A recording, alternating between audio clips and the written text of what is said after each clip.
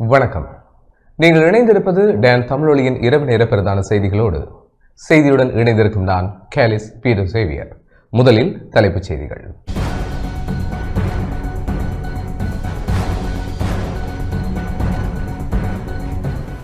இலகுபடுத்தப்பட்ட பெறுமதி சேர் வரியை ரத்து செய்ய வேண்டாம் என எதிர்க்கட்சித் தலைவர் வலியுறுத்தல். மஹிந்த மீது குற்றச்சாட்டுகளை முன்வைக்க அரசாங்கம் முயற்சிப்பதாக சட்டத்தரணி மனோஜ் நாணயக்கார கவலை. ஊடகவியலாளர்களின் கொலை வழக்குகளில் முன்னேற்றம் இல்லை என நாடாளுமன்ற உறுப்பினர் ஹர்ஷன ராஜகர்ண கருத்து. சம்பள உயர்வு கோரி மஸ்கெலியா கொட்டகலை பகுதி தோட்ட தொழிலாளர்கள் ஜனாதிபதிக்கு கடிதம்.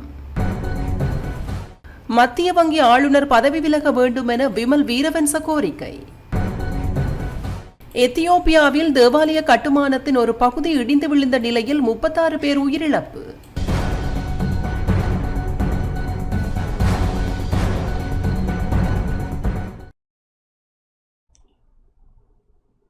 தொடர்வது முதன்மை செய்தி.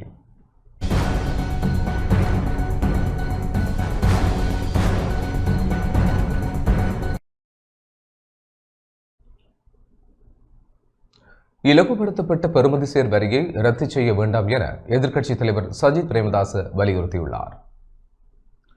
இலகுபடுத்தப்பட்ட பெறுமதி சேர் வரி ரத்து செய்ய வேண்டாம், இது நாட்டின் ஏற்றுமதி சார்ந்த தொழில் முயற்சியாளர்களுக்கு பாதகமான நிலைமையை ஏற்படுத்தும் என எதிர்க்கட்சித் தலைவர் சஜித் பிரேமதாச சர்வதேச நாணய நிதிய பிரதிநிதிகளுடனான சந்திப்பில் தெரிவித்துள்ளார்.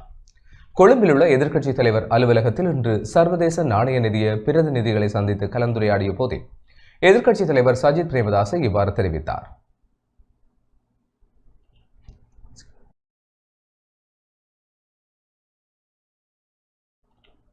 ஐக்கிய மக்கள் சக்தி மற்றும் ஐக்கிய மக்கள் கூட்டணியின் பிரதிநிதிகள் சர்வதேச நாணய நிதிய குழுவினரோடு இன்று விசேட கலந்துரையாடல் ஒன்றில் ஈடுபட்டோம். அக்டோபர் 1ஆம் தேதி முதல் இரத்தாகும் இலகுபடுத்தப்பட்ட பெறுமதி சேர் வரி நமது நாட்டின் ஏற்றுமதியாளர்களுக்கு பெரும் பாதிப்பை ஏற்படுத்தும். நமது நாட்டின் ஏற்றுமதி துறைக்கு நன்மை பயக்கும் என்பதால் இது தொடர்பில் ஆராய்ந்து உரிய நடவடிக்கை செல்லுமாறும் சுட்டிக்காட்டினோம். நமது நாட்டின் ஏற்றுமதியாளர்களுக்கு இலகுபடுத்தப்பட்ட பெறுமதி சேர் வரி வசதி ரத்து செய்யப்பட்டதன் பின்னர் அரசாங்கம் ஒரு மாற்று திட்டத்தை முன்வைக்கவோ முன்மொழியவோ இல்லை. இவ்வாறு சர்வதேச நாணய நிதிய பிரதிநிதிகளிடம் சுட்டிக்காட்டினோம் என்று எதிர்க்கட்சித் தலைவர் சஜித் பிரேமதாச தெரிவித்தார். வறுமையை இல்லாதொழிக்க ஒருங்கிணைந்த புதியதொரு வேலை திட்டம் அவசியமாகும். பாராட்டை சட்டத்தால் பாதிக்கப்பட்ட நுண் சிறிய மற்றும் நடுத்தர தொழில் உரிமையாளர்களை பாதுகாக்க வேண்டும் எனவும் அவர் சுட்டிக்காட்டியுள்ளார்.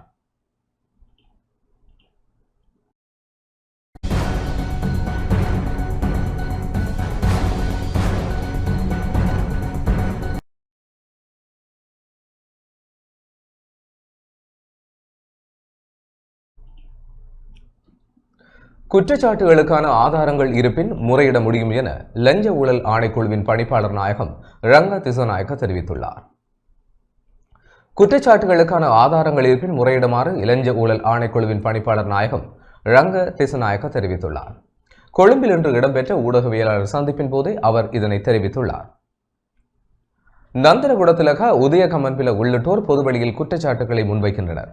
உண்மையில் ஆதாரம் இருந்தால் நீதி சேவை ஆணையத்திடம் அல்லது அரசியலமைப்பு பேரவையிடம் முறையிடுங்கள்.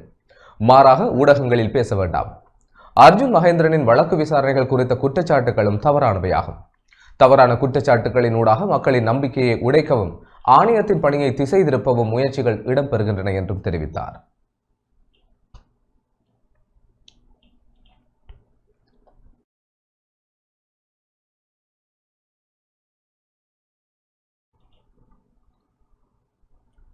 மஹிந்த மீது குற்றச்சாட்டுகளை முன்வைக்க அரசாங்கம் முயற்சிப்பதாக சட்டத்தரணி மனோஜ் நாணயக்கார தெரிவித்துள்ளார். அரச சொத்துக்களை மஹிந்த எடுத்துச் சென்றுள்ளதான குற்றச்சாட்டை முன்வைக்க அரசாங்கம் முயற்சிப்பதாக சட்டத்தரணி மனோஜ் நாணயக்கார தெரிவித்துள்ளார்.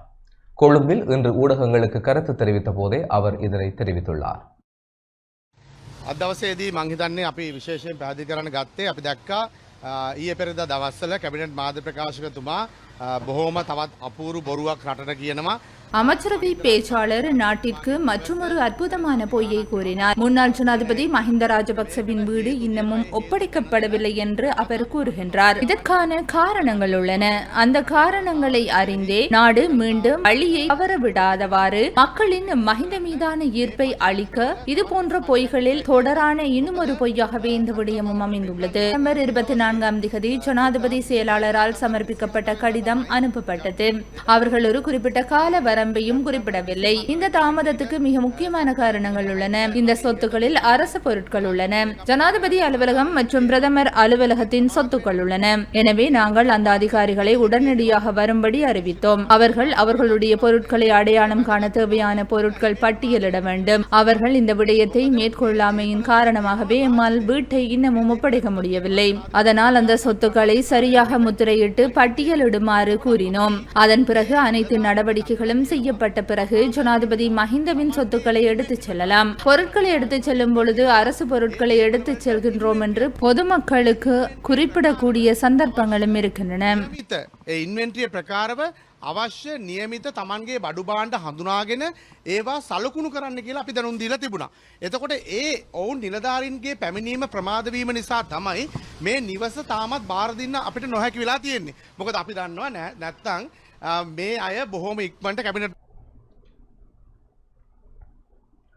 ஊடகவியலாளர்களின் கொலை வழக்குகளில் முன்னேற்றம் இல்லை என நாடாளுமன்ற உறுப்பினர் ஹர்ஷன ராஜகருணா தெரிவித்துள்ளார். ஊடகவியலாளர்களின் படுகொலை, கடத்தி காணாமலாக்கப்பட்ட விவகாரங்களுடன் தொடர்புடைய வழக்கு விசாரணைகளில் முன்னேற்றம் இல்லை என நாடாளுமன்ற உறுப்பினர் ஹர்ஷன ராஜகருணா தெரிவித்துள்ளார். எதிர்க்கட்சித் தலைவர் அலுவலகத்தில் இன்று இடம்பெற்ற ஊடகவியலாளர் சந்திப்பின் போதே அவர் இதனை தெரிவித்துள்ளார். ஜனாதிபதிவர்ணிයට කලින් ඉඳන් කිව්ව කාරණා විශේෂ වශයෙන් ஜனாதிபதி இன்னும் உயிர்த்த ஞாயிறு தாக்குதல்களின் உண்மையான சூத்திரதாரியை கண்டறிய முடியவில்லை என வெளிநாட்டில் ஒப்புக்கொண்டுள்ளார். தாஜுதீன் கொலை வழக்கை எடுத்து நோக்கும் போது கொல்லப்பட்ட கஜ்ஜாவை குற்றவாளி என கூறி வழக்கை முடிக்க முயற்சி செய்கின்றனர். ஆனால் கஜ்ஜாவின் மகன் உண்மையை வெளிப்படுத்தியுள்ளார். லசந்த விக்ரமதுங்க படுகொலை விவகாரம், பிரதீப் எக்னலிகோட கடத்தி காணாமலாக்கப்பட்ட விடயம் உள்ளிட்ட வழக்குகளில் முன்னேற்றமின்மையே வெளிப்படுகின்றது. அமெரிக்க வெளியுறவு அமைச்சக அறிக்கையில் இலங்கையின் முதலீட்டு சூழ்நிலை எதிர்மறையாக சித்தரிக்கப்பட்டுள்ளது. சிறுவர்கள் பாதுகாப்பு சட்டம் மூலம் ஆசிரியர்கள் பெற்றோர்கள் ஆலோசனையின்றி கொண்டுவரப்பட்டுள்ளது. இதனூடாக பாடசாலைகளின் ஒழுங்குமுறை சீர்குலையும் நிலை ஏற்படும். 12,000 பேராசிரியர்கள் தேவைப்படும் நிலையில் 6,000 பேர் மட்டுமே உள்ளனர். சிக்கல் தீர்க்கப்படாவிட்டால் 2026க்குள் கல்வித்துறை பாதிக்கப்படும் நிலை ஏற்படும். ඊට විරුද්ධයි කියන එක ඉතා පැහැදිලිව කියන්න කැමතියි. மகாத்மா காந்தியின் 156வது ஜனன தின நிகழ்வுகள் இன்று யாழ்ப்பாணத்தில் இடம்பெற்றன. யாழ் இந்திய துணை தூதரகத்தின் ஏற்பாட்டில் மகாத்மா காந்தியின் 156வது ஜனன தின நிகழ்வுகள் இன்று காலை யாழ்ப்பாணத்தில் இடம்பெற்றன. இதன்போது வைத்தியசாலை வீதியில் உள்ள மகாத்மா காந்தியின் உருவச் சிலைக்கு மலர் மாலை அணிவித்தும் அவரது திருவுருவப் படத்திற்கு மலர் தூவியும் அஞ்சலி செலுத்தப்பட்டது. அத்துடன் காந்தியம் வருடாந்த பத்திரிகையும் வெளியிட்டு வைக்கப்பட்டது. இதன்போது யாழ்ப்பாணத்திற்கான இந்திய துணை தூதர் சாய் முரளி, யாழ் மாவட்ட அரசாங்க அதிபர் மானா பிரதீபன், யாழ் மறை மாவட்ட குறு முதல்வர் ஜெபரட்னம் அடிகளார் மற்றும் மாநகர சபை பிரதி முதல்வர் உள்ளிட்ட பலரும் கலந்து கொண்டனர். 1927ஆம் ஆண்டில் மகாத்மா காந்தி இந்த மண்ணுக்கு விஜயம் செய்ததை இன்று யாழ்ப்பாணத்தில் நாங்கள் சிறப்பு மகிழ்ச்சியோடு நினைவு கூறுகின்றோம். இங்கு அவரது பயணம் அரசியல் ரீதியாக மட்டுமல்லாமல் இது ஒரு ஒற்றுமையின் வெளிப்பாடாகவும் நட்புறவு மற்றும் அமைதியின் செய்தியுடன் சமூகங்கள் மற்றும் எல்லைகளை தாண்டி சென்றதை அடைவதற்கு ஆகவும் இருந்தது. இன்று அவரது வாழ்க்கையை நாம் கொண்டாடும் போது இனம், மதம், மொழி அல்லது தேசிய வேறுபாடுகள் நம்மை ஒருபோதும் பிரிக்கக்கூடாது என்ற அவரது உலகளாவிய செய்தியை நாம் நினைவு கூறுகின்றோம்.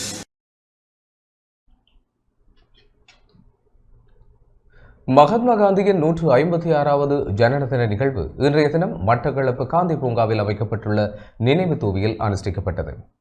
காந்தி சேவா சங்கத்தின் ஏற்பாட்டில் நடைபெற்ற நிகழ்வில் காந்தியடிகளாரின் திருவுருவச் சிலைக்கு மலர் மாலை அணிவிக்கப்பட்டு மலர் அஞ்சலியும் செலுத்தப்பட்டது. காந்தி சேவா சங்கத்தின் தலைவர் கலாநிதி செல்வேந்திரன் தலைமையில் நடைபெற்ற நிகழ்வில் மட்டக்களப்பு மாநகர சபையின் முதல்வர் சிவம் பாக்கியநாதன் பிரதம அதிதியாக கலந்து கொண்டார். காந்தி சேவா சங்கத்தின் செயலாளர் கானா பாரதிதாசன், வர்த்தக சங்க செயலாளர் சென்ட் ஜோன்ஸ் ஆம்புலன்ஸ் அமைப்பின் மட்டக்களப்பு மாவட்ட தலைவர் மற்றும் சமூக செயற்பாட்டாளர்கள் என பலரும் கலந்து கொண்டனர். இலங்கை காந்தி சேவா சங்கத்தினால் வெளியிடப்படும் காந்தியம் சிறப்பு மலர் அதன் பிரதம ஆசிரியரை சாந்தன் சத்தியகீர்த்தியால் வெளியிட்டு வைக்கப்பட்டது.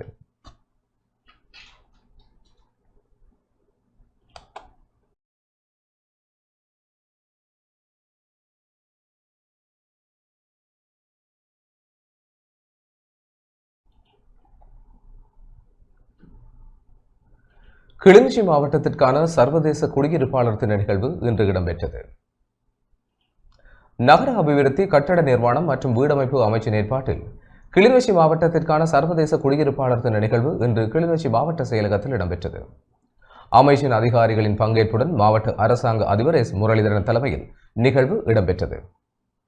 இதன்போது வீடமைப்பு அமைச்சின் மூலம் 15 லட்சம் ரூபாய் வீட்டு திட்டத்திற்கு தெரிவு செய்யப்பட்ட 71 பேருக்கும் குறித்த அமைச்சினூடாக 9 லட்சம் ரூபாய் பெறுமதியான வீட்டு திட்டத்திற்கு உள்வாங்கப்பட்ட 33 பேருக்கும் அனுமதி பத்திரங்கள் வழங்கப்பட்டன.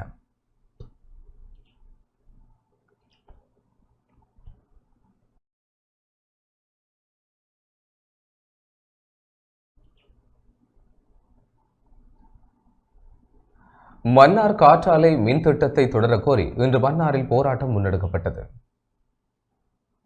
மன்னார் காற்றாலை மின் திட்டத்தை தொடரக் கோரியும் மக்களுக்கு ஏற்படும் நன்மைகள் குறித்து விழிப்புணர்வை ஏற்படுத்த கோரியும் இன்று மன்னார் மாவட்ட செயலகத்துக்கு அருகில் அமைதி வழி போராட்டம் முன்னெடுக்கப்பட்டது. இதன்போது ஜனாதிபதியிடம் சமர்ப்பிக்குமாறு மன்னார் மாவட்ட செயலாளரிடம் கோரிக்கைகள் அடங்கிய கடிதமும் வழங்கப்பட்டது. காற்றாலை மின் திட்டத்தை நிறுத்த கோரி தொடர் போராட்டங்கள் நடத்தப்படும் நிலையில் திட்டம் தொடர கோரும் இன்றைய போராட்டம் அதிருப்தியை ஏற்படுத்தியுள்ளது.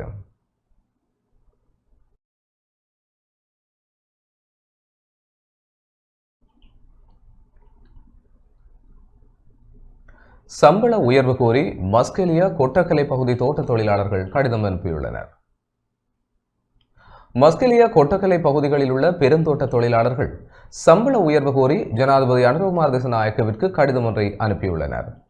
நாளாந்தம் குறைந்தது 2000 ரூபாய் சம்பள உயர்வை தோட்ட முதலாளிமார் சம்மேளனத்திடமிருந்து பெற்றுத் தருவதற்கு கவனம் செலுத்த வேண்டும் என்ற கோரிக்கையை முன்வைத்து இவ்வாறு கடிதம் அனுப்பி வைக்கப்பட்டுள்ளது. மஸ்கெலியா கொட்டக்கலை தபாலகத்திலிருந்து தபால் அட்டைகளூடாக அனுப்பி வைக்கப்பட்டது. கடந்த பல ஆண்டுகளாக பெருந்தோட்ட தொழிலாளர்கள் தங்களது வேதனத்தை போராடியே பெற்று வந்துள்ளோம். இம்முறை நாட்டின் தலைவர் முன்வந்து பெருந்தோட்ட தொழிலாளர்களின் வேதனத்தை பெற்றுக் கொடுக்க நடவடிக்கை எடுக்க வேண்டும் என கோரிக்கை முன்வைத்துள்ளனர்.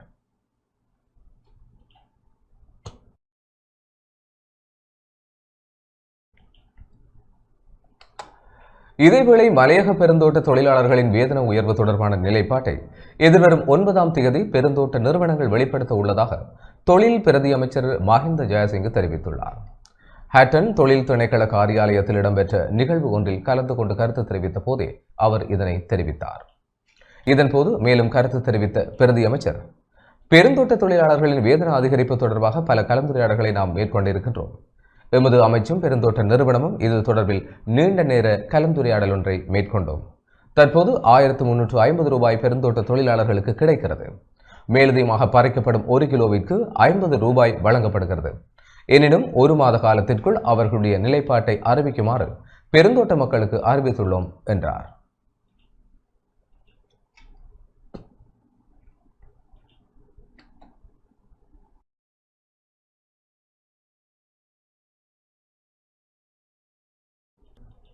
அம்பாறை ஒலுவிலில் சிசு கைவிடப்பட்டமை தொடர்பில் 15 வயதுடைய பெற்றோர்கள் விளக்கமறியலில் வைக்கப்பட்டுள்ளனர்.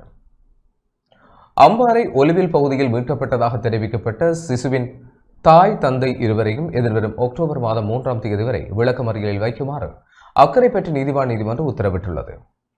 குறித்த வழக்கு நேற்று அக்கரைப்பற்று நீதிவான் முன்னிலையில் விசாரணைக்கு எடுத்துக் கொள்ளப்பட்ட நிலையில் சிசுவை பிரசவித்து அதனை அனாதரவாக கைவிட்டமை தொடர்பில் கைது செய்யப்பட்ட பெற்றோரை விளக்கமறியலில் வைக்குமாறு உத்தரவு பிறப்பிக்கப்பட்டது. 15 வயதுடைய குறித்த பெற்றோர்கள் திருமணத்துக்கு அப்பாலான உறவின் மூலம் சிசுவை பிரசவித்துள்ளனர். இந்த பின்னணியில் சிசுவின் தந்தை மற்றும் தாய் உள்ளிட்டோரை போலீசார் கைது செய்திருந்தனர். அக்கரைப்பற்று ஆதார வைத்தியசாலையில் தற்போது சிசுவிற்கு சிகிச்சை அளிக்கப்பட்டு வரும் நிலையில் விளக்கமறியலில் வைக்குமாறு உத்தரவிடப்பட்ட குழந்தையின் தாயும் அக்கரைப்பற்று ஆதார வைத்தியசாலையில் அனுமதிக்கப்பட்டுள்ளார்.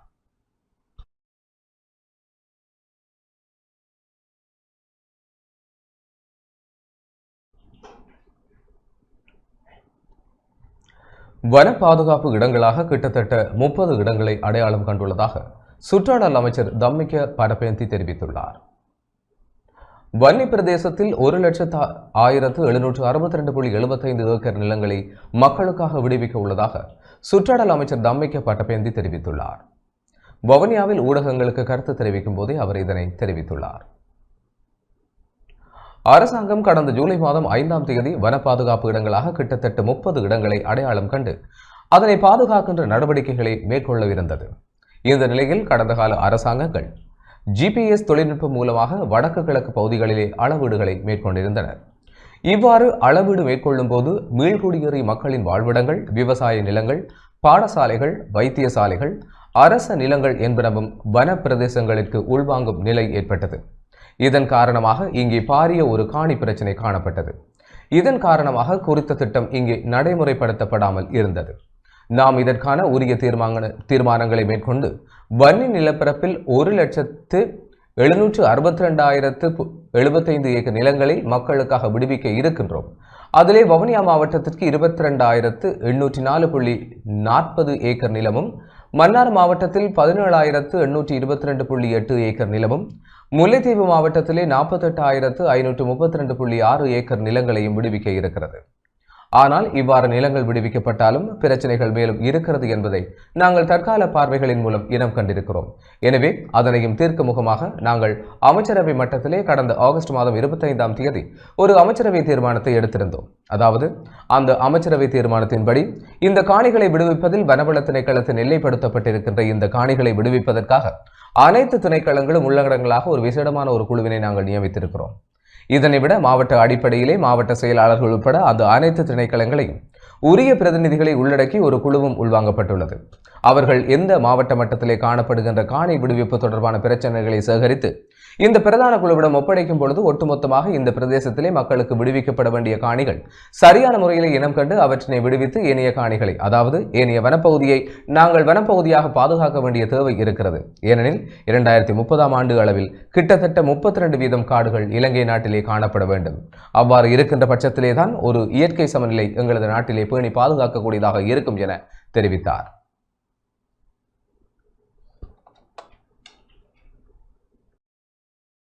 ප්‍රදේශවල නොතිබුණු එකක්. ඒ නිසා රක්ෂිත ප්‍රකාශයට පත් කිරීමට පෙර ආතුව ඒ ඉඩම් අපට ඉඩම් ගැටලුව निराකරණ.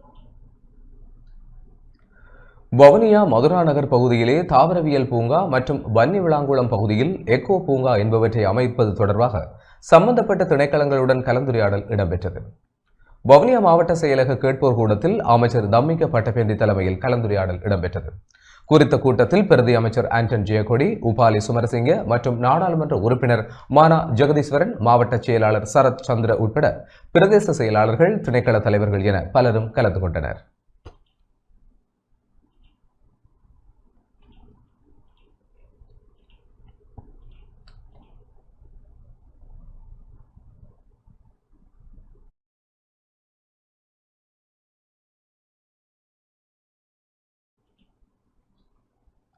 மத்திய வங்கி ஆளுநர் பதவி விலக வேண்டும் என விமல் வீரவன்ச தெரிவித்துள்ளார். மத்திய வங்கி ஆளுநர் நந்தலால் வீரசிங்க பதவியை ராஜினாமா செய்ய வேண்டும் என தேசிய சுதந்திர முன்னணியின் தலைவர் விமல் வீரவன்ச தெரிவித்துள்ளார். கொழும்பில் இன்று இடம்பெற்ற ஊடகவியலாளர் சந்திப்பின் போதே அவர் இதனை தெரிவித்துள்ளார்.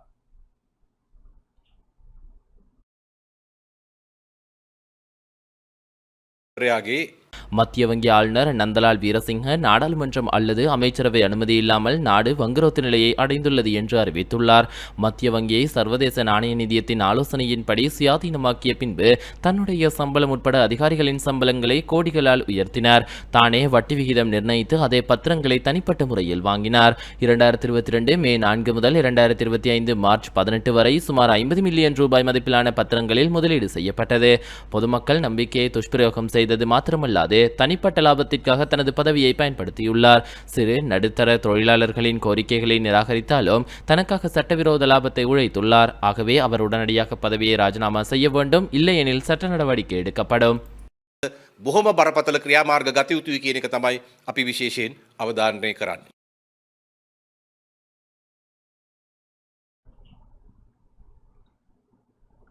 2030ஆம் ஆண்டளவில் இலங்கையின் டிஜிட்டல் பொருளாதாரத்தை அதிகரிப்பதே அரசாங்கத்தின் நோக்கம் என பிரதமர் ஹரணி அமரசூரிய தெரிவித்துள்ளார். 2030ஆம் ஆண்டளவில் இலங்கையின் டிஜிட்டல் பொருளாதாரத்தை அமெரிக்க டாலர் 15 பில்லியனாகவும் மொத்த உள்நாட்டு உற்பத்தியில் 12% அதிகரிப்பது அரசாங்கத்தின் நோக்கமாகும் என பிரதமர் ஹரணி அமரசூரிய தெரிவித்துள்ளார். இலங்கையில் முதல் முறையாக நடைபெற்ற AI தொழில்நுட்பம் பற்றிய தேசிய IA எக்ஸ்போ 2025 மாநாடு மற்றும் கண்காட்சியின் ஆரம்ப நிகழ்வில் கலந்து கொண்டு உரையாற்றிய போதே அவர் இதனை குறிப்பிட்டுள்ளார். டிஜிட்டல் பொருளாதார அமைச்சு மற்றும் ஸ்ரீலங்கா டெலிகாம் மொபிட்டல் ஆகிய நிறுவனங்கள் இணைந்து ஏற்பாடு செய்த இந்த மாநாடு மற்றும் கண்காட்சி கடந்த 29ஆம் மற்றும் 30ஆம் தேதிகளில் பத்திரமுல்லையில் உள்ள தனியார் விருந்தகம் ஒன்றில் இடம்பெற்றது. AI தேசிய கண்காட்சி என்பது செயற்கை நுண்ணறிவு சம்பந்தப்பட்ட புத்தாக்கங்களுக்கான முதன்மையான பயண இலக்காகும். செயற்கை நுண்ணறிவை நவீன தொழில்நுட்பத்துடன் பயன்படுத்துதல், ஆராய்ச்சியாளர்கள், வர்த்தகர்கள் மற்றும் நிறுவனங்களுக்கு இடையில் ஒருங்கிணைப்பை ஏற்படுத்துவதன் மூலம் பல்வேறு துறைகளின் வளர்ச்சிக்கு செயற்கை நுண்ணறிவின் பயன்பாட்டை ஊக்குவித்தல், பாடசாலை பருவத்திலிருந்தே AI தொழில்நுட்பத்தையும் அதற்கான கருவிகளின் பயன்பாட்டையும் அறிமுகப்படுத்துதல் ஆகிய இந்த மாநாட்டின் நோக்கங்களாகும். இந்த நிகழ்வில் உரையாற்றிய பிரதமர், செயற்கை நுண்ணறிவு என்பது ஒரு தொழில்நுட்பம் மட்டுமல்ல, அது இன்று நாம் எடுக்கும் தீர்மானங்கள் மீது தாக்கத்தை ஏற்படுத்த ஒரு காரணியாக மாற இருப்பதாக குறிப்பிட்டுள்ளார். டிஜிட்டல் பொருளாதார மாதம் என பெயரிடப்பட்டுள்ள செப்டம்பர் மாதத்தின் மிக முக்கியமான விடயம் மக்களிடையே டிஜிட்டல் மயமாக்கல் குறித்த ஆர்வத்தை ஏற்படுத்துவதாகும். டிஜிட்டல் கருவிகள் நமது அன்றாட வாழ்க்கையில் வேலைகளை எளிதாக்கவும் உலக பொருளாதாரத்துடன் இணைவதற்கும் நடைமுறை சாத்தியமான வாய்ப்புகளை ஏற்படுத்தி இருக்கின்றது. நாடு தழுவிய ரீதியில் ஏற்பாடு செய்யப்படும் கண்காட்சிகள் மற்றும் பயிற்சி திட்டங்களை ஒன்றிணைப்பதன் மூலம் நாம் டிஜிட்டல் திறன், வர்த்தக புத்தாக்கம் மற்றும் அரசாங்கத்தின் சேவைகளை பயன்படுத்துவதை பலப்படுத்த நடவடிக்கை எடுக்க வேண்டும். இலங்கையை டிஜிட்டல் மயமாக்க வேண்டுமாயின் நம் நாட்டின் கல்வி மூலம் புதிய தொழில்நுட்பங்களை கற்பதற்கான வாய்ப்புகளை பெற்றுக் கொடுத்து அதன் மூலம் புதிய தொழில்நுட்பத்தை பயன்படுத்தக்கூடிய மனித வளத்தை உருவாக்க வேண்டும். அதற்காகவே இலங்கையின் கல்வி உட்கட்டமைப்பை நவீனமயமாக்குதல் மற்றும் பாரிய கல்வி சீர்திருத்தத்தை மேற்கொள்ள நாம் ஆரம்பித்திருக்கின்றோம். செயற்கை நுண்ணறிவு, ரோபோட்டிக்ஸ், காலநிலை விஞ்ஞானம் போன்ற புதிய பாடங்களை அறிமுகப்படுத்துதல், அதற்காக 1 லட்சம் ஆசிரியர்களுக்கு பயிற்சி அளித்தல் மற்றும் ஸ்மார்ட் வகுப்பறைகளுக்கு தேவையான வளங்களை வழங்குதல் ஆகியவற்றுக்கான பணிகளை நாம் இப்போது மேற்கொண்டு வருகிறோம். நாட்டின் அனைத்து பிள்ளைகளுக்கும் அனைத்து குடிமக்களுக்கும் தொழில்நுட்ப கருவிகளை பயன்படுத்துவதன் நன்மைகளை பெற்றுக் கொடுப்பதற்கான நடவடிக்கைகளை நாம் எடுத்து வருகின்றோம். ஏற்கனவே அரசு சேவைகளில் காணப்படுகின்ற சிக்கலான தன்மையை குறைப்பதற்கும் சேவை வழங்குதலை விரைவுபடுத்துவதற்கும் அரசாங்கத்தின் சேவைகளை பயன்படுத்தக்கூடிய தளங்களை நாம் அமைத்து செயல்படுத்தி வருகின்றோம். கோஃபே மற்றும் இணைய வழி வாயிலாக வாகன அபராதங்களை செலுத்தும் முறைமைகளை விரிவுபடுத்துவதன் மூலம் கொடுக்கல் வாங்கல்களை விரைவுபடுத்துவதன் மூலமும் புதிய உற்பத்தி துறைக்காக AI COFLK என்ற தேசிய AI தளத்தை அறிமுகப்படுத்தி நாம் மேலும் ஒரு படி முன்னேற்றம் கண்டுள்ளோம். அத்துடன் தேசிய மூலோபாயம் மற்றும் செயல்பாட்டு மையம் மூலம் சைபர் பாதுகாப்பை வலுப்படுத்தி வருகின்றோம். இதன் மூலம் டிஜிட்டல் சந்தைக்கு அத்தியாவசியமான பாதுகாப்பு மற்றும் நம்பிக்கையை உறுதி செய்து வருகிறோம். இந்த திட்டங்கள் வர்த்தகர்களுக்கு புதிய சந்தைகளை உருவாக்குதல், சிறு மற்றும் நடுத்தர தொழில் முயற்சிகளின் செயல்திறனை அதிகரித்தல், வெளிநாட்டு முதலீடுகளை ஈர்த்தல் போன்ற நடவடிக்கைகள் மூலம் இலங்கையை தெற்காசியாவின் டிஜிட்டல் சேவைகள் மையமாக மாற்றியமைக்க இயலும். இந்த நிகழ்வில் கைத்தொழில் மற்றும் தொழில் முயற்சி அமைச்சர் சுனில் ஹந்துநெத்தி, டிஜிட்டல் பொருளாதார பிரதி அமைச்சர் ஏரங்க வீரரத்ன, மொபிட்டல் நிறுவன தலைவர் கலாநிதி மோதிலால் டி சில்வா ஆகியோர் உட்பட பல துறைசார் நிபுணர்களும் கலந்து கொண்டனர்.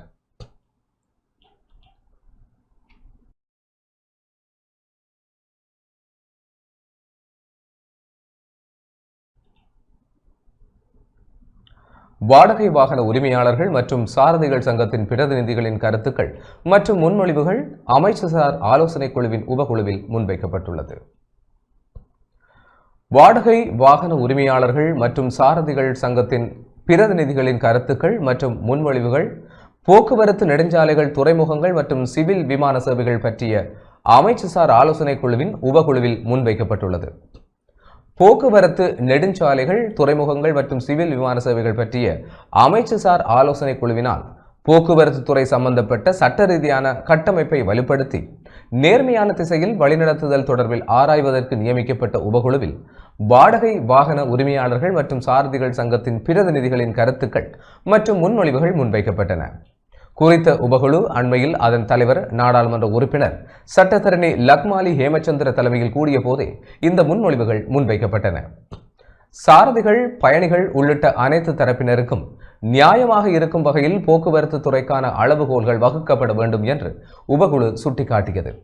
வாடகை வாகனங்கள் தொடர்பாக இந்த துறையில் ஈடுபட்டுள்ளவர்களின் கருத்துக்கள் மற்றும் பரிந்துரைகளை பெற்றுக்கொள்வது முக்கியம் என்றும் குழு தெரிவித்தது. இதற்கமைய குறிப்பிட்ட துறையைச் சேர்ந்த பிரதிநிதிகள் தமது கருத்துக்களையும் பரிந்துரைகளையும் உபகுழுவிடம் முன்வைத்ததுடன் எதிர்காலத்தில் அவற்றை சட்டபூர்வமாக சமர்ப்பிப்பதற்கும் இணக்கம் தெரிவித்தனர். அதன்படி எதிர்காலத்தில் போக்குவரத்து தொடர்பான கொள்கைகளை வகுக்கும் போது இந்த பரிந்துரைகளும் பரிசீலிக்கப்படும் என்று உபகுழுவின் தலைவர் தெரிவித்தார். இயலாமையுடைய சமூகத்தின் போக்குவரத்து தேவைகள் குறித்தும் இங்கு கலந்துரையாடப்பட்டது. இதற்கு அமைய இயலாமையுடைய நபர்களை பிரதிநிதித்துவப்படுத்தும் போக்குவரத்து தேவைகளை எவ்வாறு பூர்த்தி செய்வது என்பது குறித்து சமர்ப்பிக்கப்பட்ட முன்மொழிவுகள் பற்றியும் உபகுழு கவனம் செலுத்தியது. இக்கூட்டத்தில் நாடாளுமன்ற உறுப்பினர்களான தனுர திசநாயக்க மற்றும் சுஜீவ திசநாயக்க ஆகியோர் கலந்து கொண்டனர். யாழ்ப்பாணம் நல்லூர் கந்தசுவாமி கோவிலில் மானம்பூ உற்சவம் இன்று காலை இடம்பெற்றது. வரலாற்று சிறப்புமிக்க யாழ்ப்பாணம் நல்லூர் கந்தசுவாமி கோவிலில் நவராத்திரி இறுதி நாளான இன்று காலை மானம்பூ உற்சவம் இடம்பெற்றது.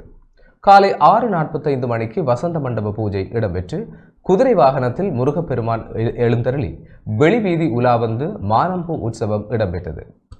நூற்றுக்கணக்கான பக்தர்கள் கலந்து கொண்டு முருகப்பெருமானின் அருங்காட்சியை கண்டுகளித்தனர்.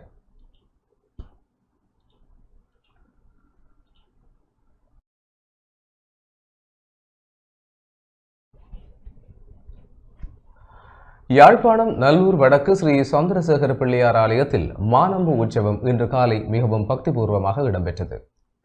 ஆலயத்தில் இடம்பெற்ற விசேட பூஜை வழிபாடுகளை தொடர்ந்து வசந்த மண்டப பூஜை இடம்பெற்றது. அதனைத் தொடர்ந்து விநாயக பெருமான் குதிரை வாகனத்தில் வெளிவீதி எழுந்தருளி மானம்பூ உற்சவம் சிறப்பாக இடம்பெற்றது. இவ்வானம்பூ உற்சவத்தில் அடியவர்கள் உள்ளிட்ட பலர் கலந்து கொண்டு மானம்பூ உற்சவத்தை கண்டுகளித்தனர்.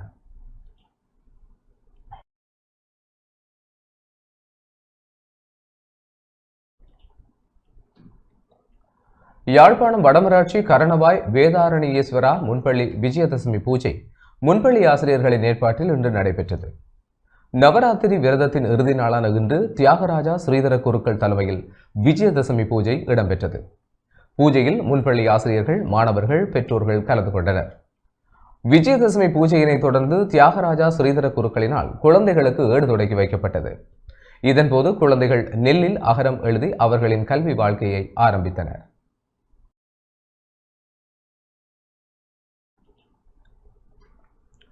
இதேவேளை கரணவாய் வேதாரண்யேஸ்வரா முன்பள்ளி சிறார்களின் சிறுவர் தின நிகழ்வும் சிறப்பாக இடம்பெற்றது. ஆசிரியர்களான ரஹிதரன் தவரஞ்சினி, ஜெயக்குமார் எழிலினி தலைமையில் சிறார்களின் கலை நிகழ்வுகள் இடம்பெற்றன. இதன்போது சிறார்களுக்கு பரிசுகளும் வழங்கி வைக்கப்பட்டன.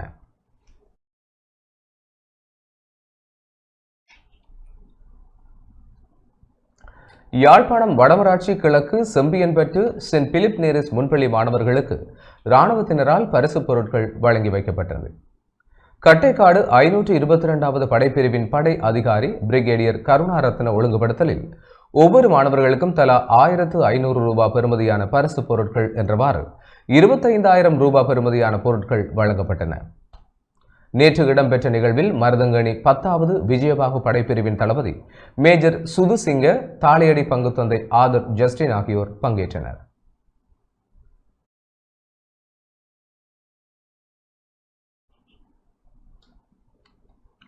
யாழ்ப்பாணம் இணுவில் பொது நூலக சிறுவர் திறன் விருத்தி மைய மாணவர்களின் சிறுவர் தினமும் வாணி விழாவும் நேற்று அதிபர் கமலராணி கிருஷ்ணபிள்ளை தலைமையில் இடம்பெற்றது. நிகழ்விற்கு சிறப்பு அதிதியாக இணுவில் பொது நூலக லண்டன் அமைப்புக்குழு அமைப்பாளர் ஈனா சிவகுமார் கலந்து சிறப்பித்தார். மங்கள விளக்கேற்றலுடன் நிகழ்வுகள் இடம்பெற்றன. சிறுவர்களின் பேச்சு, பாடல்கள் மற்றும் பல நிகழ்வுகள் இடம்பெற்றன. சிறுவர் தினத்தை முன்னிட்டு சிறுவர்களுக்கு பரிசு பொருட்களும் வழங்கி வைக்கப்பட்டன. நிகழ்வில் இணுவில் பொது நூலக பரிசோதகர்களான பேராசிரியர் தேவராஜா, இரா அருட்செல்வம் மற்றும் ஆசிரியர்கள், மாணவர்கள் என பலரும் கலந்து சிறப்பித்தனர்.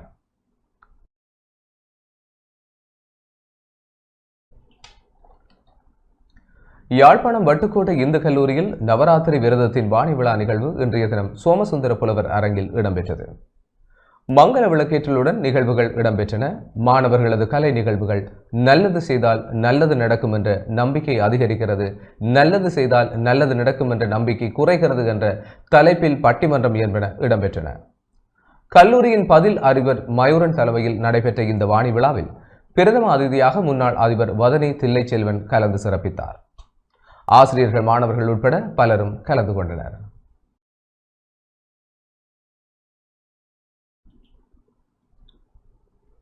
யாழ்ப்பாணம் வட்டுக்கோட்டை இந்து கல்லூரியின் விஜயதசமி விழா பதில் அதிபர் மயூரன் தலைமையில் வெகு சிறப்பாக இடம்பெற்றது. பூஜை வழிபாடுகள், கொலு வைத்தல், ஈடு தொடக்கல் மற்றும் பண் இசைத்தல் என்பன இடம்பெற்றன. தொடர்ந்து நவராத்திரி விரத கால செயல்பாடுகளில் ஈடுபட்ட மாணவர்கள் கௌரவிக்கப்பட்டனர். இந்து மாமன்றத்தின் ஏற்பாட்டில் இடம்பெற்ற நிகழ்வில் ஆசிரியர்கள், மாணவர்கள், கல்விசாரா ஊழியர்கள் பங்கேற்றனர்.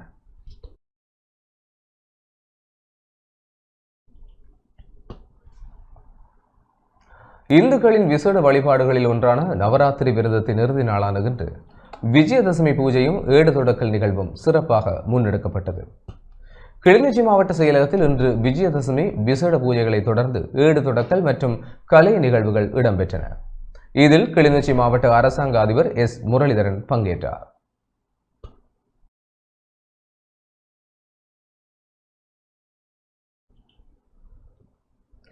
முல்லைத்தீவு சிலாவத்தை தமிழ் வித்தியாலய சிறுவர் தின விழா ஆசிரியர்களின் பங்கேற்புடன் வெகு விமரிசையாக இடம்பெற்றது.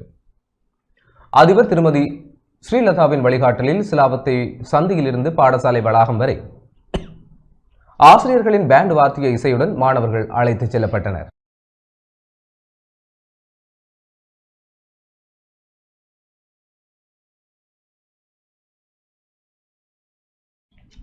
தொடர்ந்து சிறப்புரைகள், கலாச்சார நிகழ்ச்சிகள் மற்றும் மாணவர்களின் பல்வேறு கலை பாடல்கள், பாடசாலை பெயருடன் சிறுவர் தினம் என பொறிக்கப்பட்ட அடையாள சின்னங்கள் வழங்கல் என்பன இடம்பெற்றன.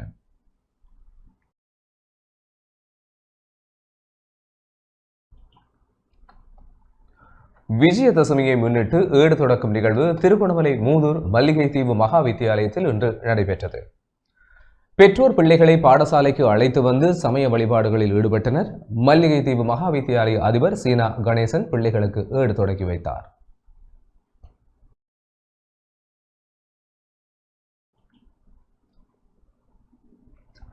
மட்டு ஊடக அமையத்தில் இன்றைய தினம் வாணி விழா நிகழ்வுகள் சிறப்பாக நடைபெற்றன. மட்டு ஊடக அமையத்தின் தலைவர் கிருஷ்ணகுமார் தலைமையில் நிகழ்வுகள் ஒழுங்கமைக்கப்பட்டன. விசேட பூஜை வழிபாடுகளும் நடைபெற்றன. ஊடகவியலாளர்கள் பலரும் நிகழ்வுகளில் கலந்து சிறப்பித்தனர்.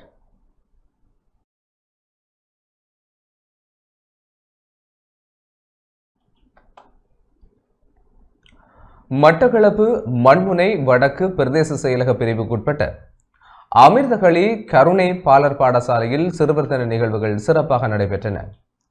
பாடசாலை அதிபர் டி பிரதிபா தலைமையில் நடைபெற்ற நிகழ்வில் ஆன்மீக அதிதியாக அமிர்தகளி கப்பல் ஏந்திய அன்னை ஆலய பங்குத்தந்தை அருட்பணி மேருஷன் ஹென்ரிக் அடிகளார் கலந்து கொண்டு சிறப்பித்தார். அதிதிகளாக மட்டக்களப்பு வலய கல்வி அலுவலக முன்பள்ளி உதவி கல்வி பணிப்பாளர் வி அனுரேகா, மண்முனை வடக்கு முன்பிள்ளை பருவ அபிவிருத்தி உத்தியோகத்தர் டி மேகராஜ், பாடசாலை பணிப்பாளர் விஜயகுமார் தர்ஷன் ஆகியோர் கலந்து சிறப்பித்தனர். நிகழ்வில் பாடசாலை சிறார்கள், பெற்றோர்கள், ஆசிரியர்களின் கலை நிகழ்வுகளும் இடம்பெற்றமை குறிப்பிடத்தக்கது.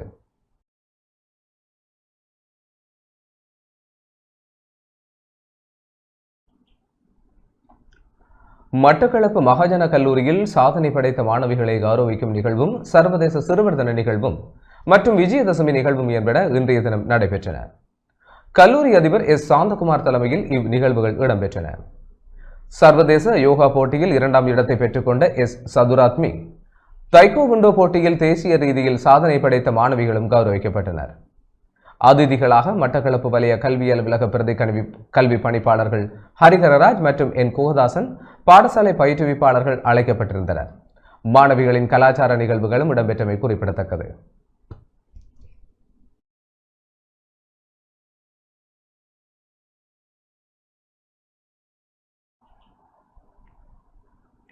நாவலப்பிட்டி நகரசபை உறுப்பினர்கள் இணைந்து கொண்டாடிய ஆயுத பூஜை நிகழ்வு இன்று காலை நகரசபையில் இடம்பெற்றது. நகரசபை தவிசாளர் அமல் பெரியங்கர தலைமையில் இடம்பெற்ற பூஜை நிகழ்வில் உபதவிசாளர் சுரேஸ்வரன் மற்றும் நகரசபை உறுப்பினர்கள், எதிர்க்கட்சி உறுப்பினர்கள், அதிகாரிகள், பிரதேச மக்கள் என பலரும் கலந்து கொண்டனர். இதன்போது மாணவர்களின் கலை நிகழ்வுகளும் இடம்பெற்றமை குறிப்பிடத்தக்கது.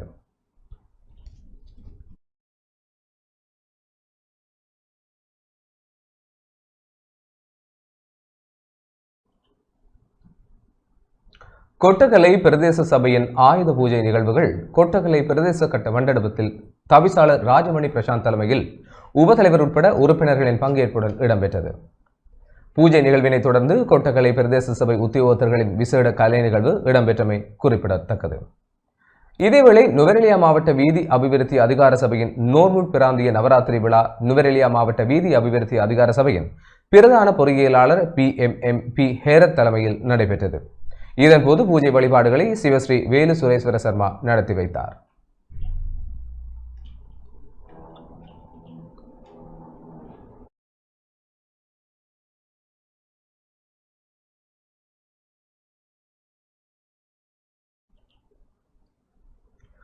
நுவரெலியா மாவட்ட சிறுவர் நிகழ்வுகள் நுவரெலியா விக்டோரியா பூங்காவில் மாவட்ட செயலாளர் துஷாரி தென்னகோன் தலைமையில் நடைபெற்றது.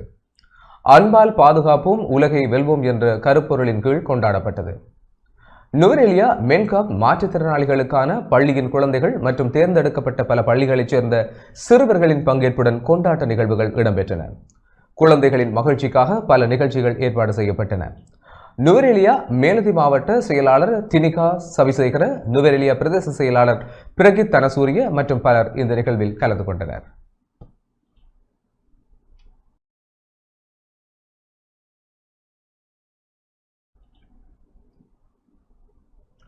சர்வதேச சிறுவர் தினத்தை முன்னிட்டு கண்டி தெல்தோட்ட லூல்கந்துர பகுதியில் சிறுவர்களின் கோரிக்கைகள் அடங்கிய கடிதம் ஒன்று ஜனாதிபதி அனுரகுமார திசாநாயக்கவிற்கு அனுப்பி வைக்கப்பட்டுள்ளது.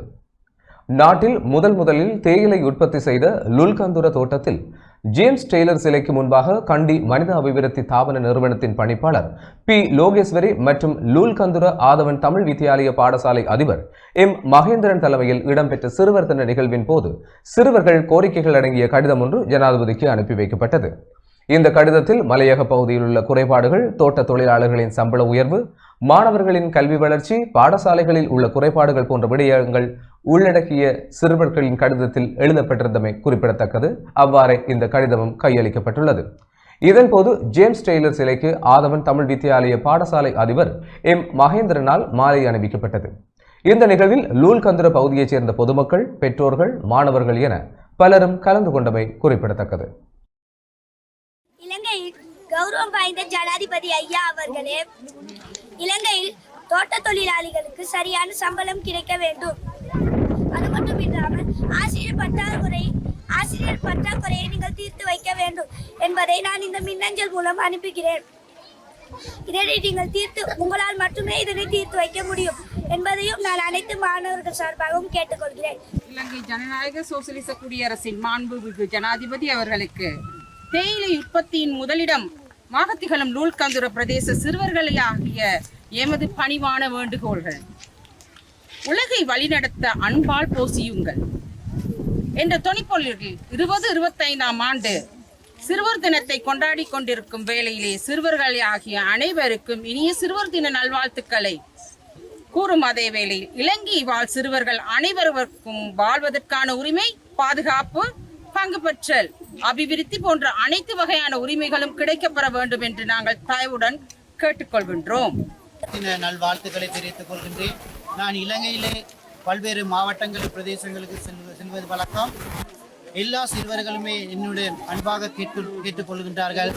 இந்த இலங்கையிலே காணப்படுகின்ற சிறுவர்களுடைய பல்வேறு பிரச்சனைகளை முன்னெடுக்கின்றார்கள். ஆகவே இந்த சிறுவர்கள் அன்பாக கேட்பது இந்த சிறுவர் தினத்திலே மலையத்தில் இருக்கின்ற பாடசாலைகளுடைய பௌதிக மனித வளங்களை மேம்படுத்த வேண்டும். பாடசாலைகளுடைய காணிகளை ஒப்பனைகளை வழங்க வேண்டும். அதே போல தோட்ட தொழிலாளர்களுடைய ஊதியத்தை அதிகரிக்க வேண்டும். அதே போல தோட்ட தொழிலாளர்களுடைய சொந்தமான காணிகள் அவர்களுக்கு உறுதுணையாக்க வேண்டும். அதே போல சுகாதார வசதிகள், போசாக்கு வசதிகள் போன்ற விடயங்களை இலங்கையில் அனைவருக்கும் சமமாக வழங்க வேண்டும்.